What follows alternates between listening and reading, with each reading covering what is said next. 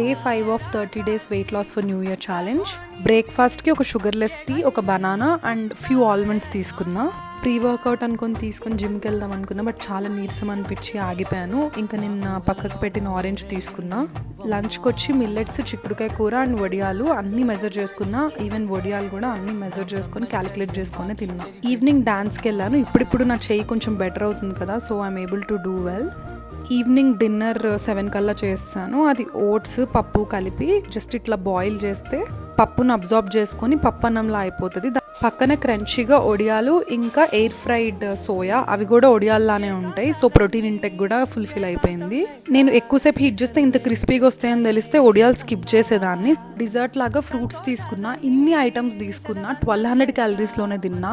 Low calorie అయినా ఫిల్లింగ్గా ఉండడం వల్ల అసలు నాకు ఆకలి అనేది అవ్వలేదు ఈ మీల్స్తో. కొంచెం ఓపిక లేకపోయినా ఎలాగలా పుష్ చేసుకొని వాక్ చేశాను. సో